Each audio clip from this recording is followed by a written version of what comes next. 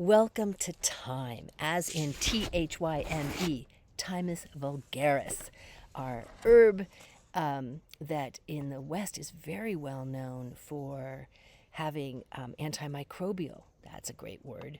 It means it fights bacteria, it fights viruses, it fights yeast, it fights molds, it fights microbes. It's just a powerhouse.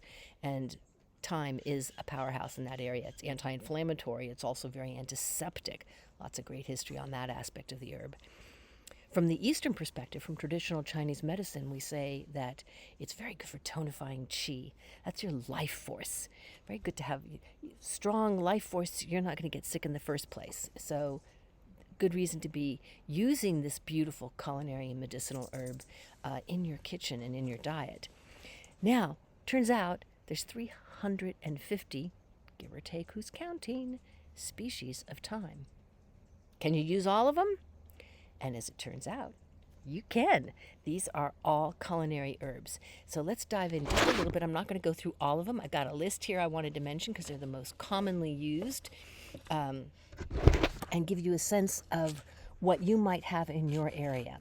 So common thyme, of course. We just mentioned that. That is your Thymus vulgaris. It is very commonly used also as a medicine. That is probably the most popular one. Very aromatic, very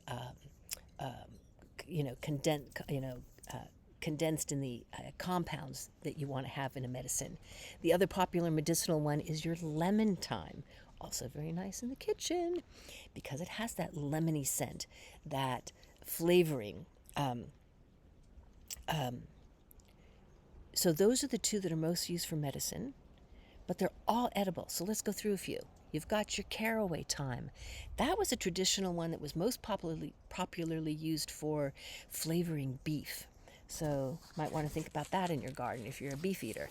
French thyme. The French aren't going to not have a thyme plant, for goodness sakes. Of course they do. Similar to the common, it's just a little less hardy, milder and sweeter in flavor.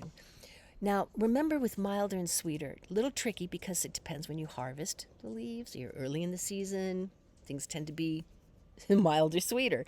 A little later in the season, they're getting the bitter compounds are coming in strong. So there can be a nuance there, but overall, these are general respected descriptions of difference. So the French is going to be a little milder than the common. You've got your golden lemon thyme, you have your lemon thyme, and you also have what's known as silver queen thyme. That has sort of a silvery leaf on it. They're all a little lemony flavored, and it's the lemon thyme specifically that's going to be the more medicinal, but they're all edible. And obviously the lemon thyme has that added lemon quality to it.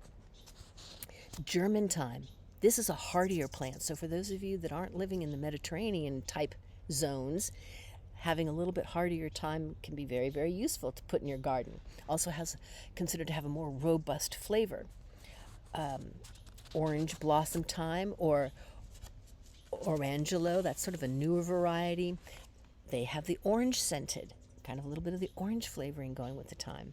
Summer thyme, as in Thyme, also sometimes commonly called French thyme. They're two variations in species, but they have those similar qualities to them.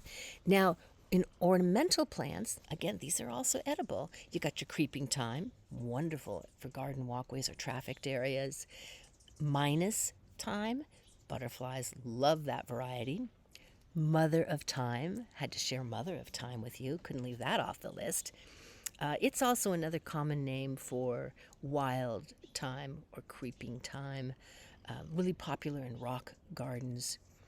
Woolly thyme is another one, kind of tiny little grayish leaves to it, small little pink flowers, very pretty, another creeping variety. So there you go. 350 species. They are indeed culinary and edible.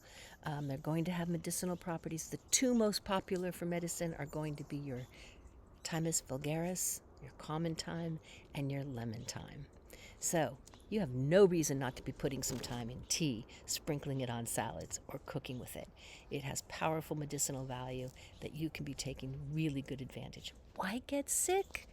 Go eat some good, hearty herbs, and don't forget your thyme.